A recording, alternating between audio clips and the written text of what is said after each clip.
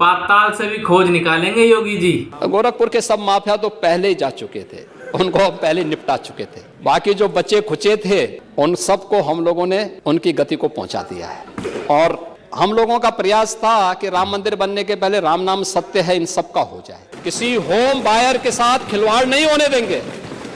लेकिन मैं इस बात के लिए भी आश्वस्त करूंगा कि अगर किसी को गलतफहमी होगी कि किसी गरीब का पैसा या किसी नागरिक का पैसा लेकर के वह कहीं भाग जाएगा तो पाताल से भी उसको निकाल करके लेके आएंगे और सजा दिला देंगे।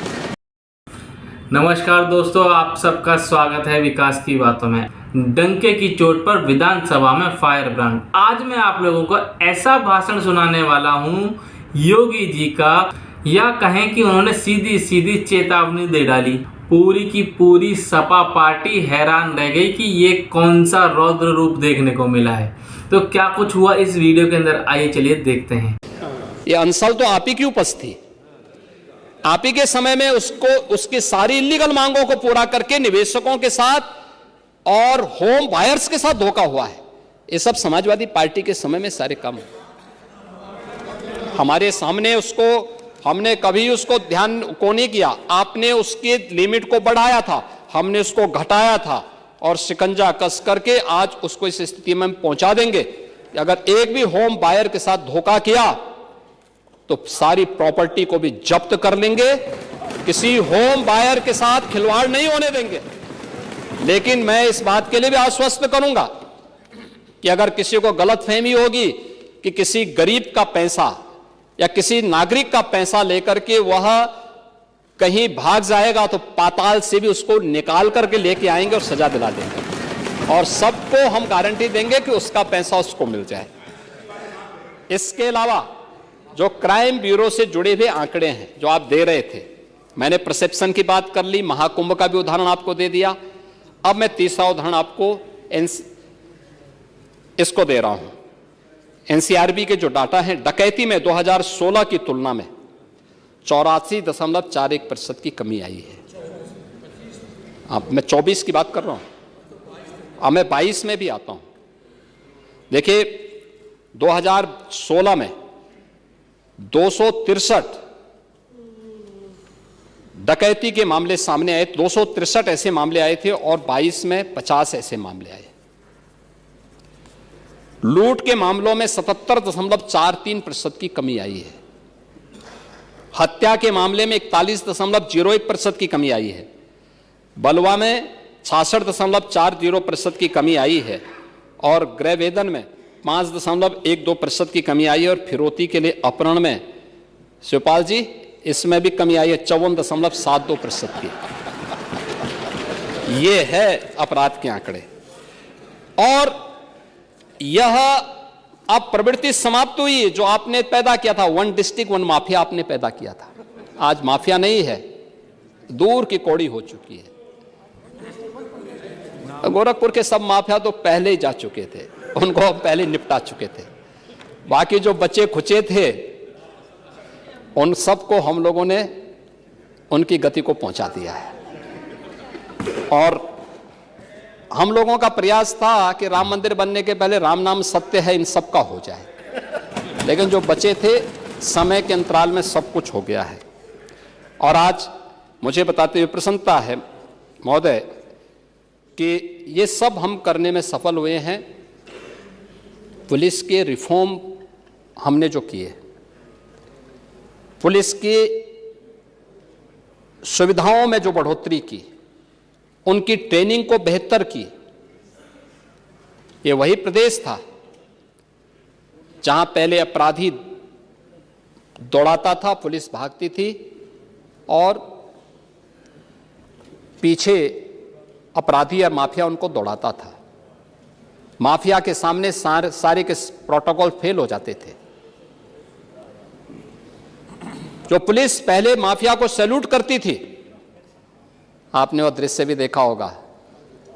एक माफिया जिसने एक हाईकोर्ट के चीफ जस्टिस के काफिले तक को रोक दिया था, जिस माफिया के लिए 10-10 जजेस ने कोर्ट में किसी प्रकार की सुनवाई से इनकार कर दिया था, वही माफिया जब इस सरकार के समय पुलिस की गिरफ्त में आया तो पैंट उसकी गीली हो गई थी। ये वही सरकार है। पुलिस धमक से, शासन धमक से चलता है और वही धमक आज प्रदेश के अंदर माफिया के अंदर दिखाई दे रही है।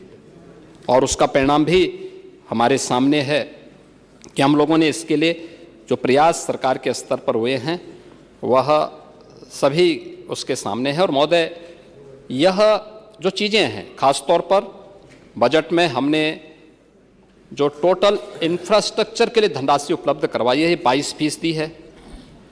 शिक्षा के लिए आप लोग जीवन भर नारा लगाते रहे कि शिक्षा के लिए बजट का 6% तक जाना चाहिए। अरे हम 13% तक लेके चले गए। मैं कह रहा हूं, अरे आप इसको 13% ले गए हैं, कम से कम धन्यवाद देना चाहिए था आप जैसे व्यक्ति को। कृषि और संबद्ध सेक्टर सेवाओं के लिए 11% बजट दिया है। चिकित्सा और स्वास्थ्य के क्षेत्र में 6% दिया है।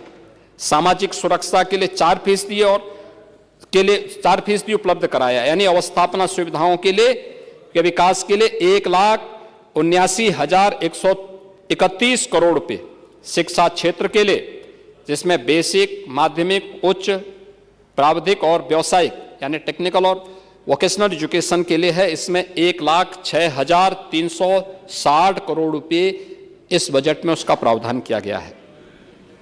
ऊर्जा क्षेत्र के लिए 61,070 करोड़ रुपए से अधिक की, और सिंचाई के लिए 21,340 करोड़ रुपए, एमएसएमई के लिए तथा अन्य उद्योगों के लिए भी 24,000 करोड़ रुपए के इसमें प्रस्ताव किए गए हैं। नगर विकास के लिए 25,308 करोड़ रुपए, आवास और शहरी नियोजन के लिए 7,403 करोड़ रुपए, नागरिक उड्डयन के लिए 3,152 करोड़ रुपए, चिकित्सा स्वास्थ्य, मेडिकल एजुकेशन, आयुष आदि के लिए 50,550 करोड़ रुपए, कृषि और उससे जुड़े हुए जो अन्य एलाइड सेक्टर्स हैं इनके लिए 89,353 करोड़ रुपए, ये सभी हम लोगों ने इसमें दिए हैं। और इसके साथ ही मुझे बताते हुए प्रसन्नता है कि सरकार के प्रयासों का परिणाम है कि हमने उत्तर प्रदेश विधानसभा को आईटी से लैस करने में सफलता प्राप्त की है। आज उत्तर प्रदेश की विधानसभा ई विधान के रूप में देश के अंदर जानी जा रही है और जो भी आता है अभिभूत होकर के जाता है। ये सरकार की योजनाओं का परिणाम है और इसीलिए इस बजट को हम लोगों ने प्रदेश के अंदर, ये वही प्रदेश है, यानी जो विभिन्न स्कीम हमने आज यहाँ पर प्रदेश में बजट में प्रावधान किए गए हैं, जिसमें प्रत्येक कृषि मंडी में कैंटीन और विश्रामालय अन्नदाता किसान के लिए ये माता सबरी के नाम पर होंगे और इसको सरकार ने आज यहाँ पे घोषणा की है, जिसको हर जनपद में प्रमुख मंडी से हम प्रारंभ करेंगे। 7 जनपदों में श्रमजीवी महिला छात्रावास जो कामकाजी महिलाओं के लिए होंगे, उसमें पुणे श्लोका माता अहिल्याबाई के नाम पर इसको हम लोग लागू करेंगे।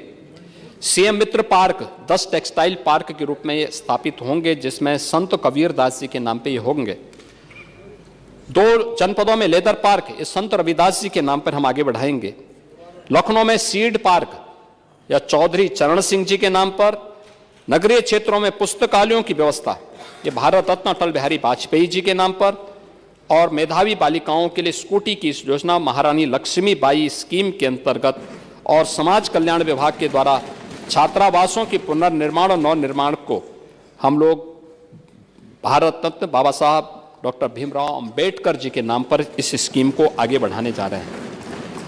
महोदय, बजट के बारे में जो मैंने कहा कि इतना जो भी प्रयास सरकार ने किया है, यह उत्तर प्रदेश की अर्थव्यवस्था को, जो अर्थव्यवस्था कभी पिछली सरकारों की उपेक्षा के कारण जो उत्तर प्रदेश केवल एक लेबर फोर्स बनकर के रह गई थी, आज वह उत्तर प्रदेश देश की इकोनॉमिक फोर्स बनकर के उभरे, भारत के ग्रोथ इंजन की भूमिका के रूप में अपनी भूमिका का निर्वहन करे, इस दिशा से सरकार ने व्यवस्था आगे बढ़ाई है।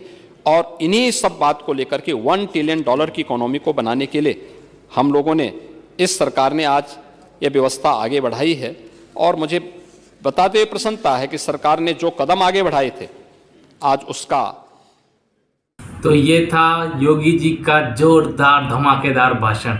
ये आपको भाषण कैसा लगा आप कमेंट में ज़रूर बताएं। और अपनी अपनी राय भी कमेंट में ज़रूर लिखें। और हाँ, जय श्री राम लिखना बिल्कुल भी ना भूलें। चलिए मिलते हैं आपसे नेक्स्ट वीडियो में, तब तक के लिए जय हिंद, जय भारत।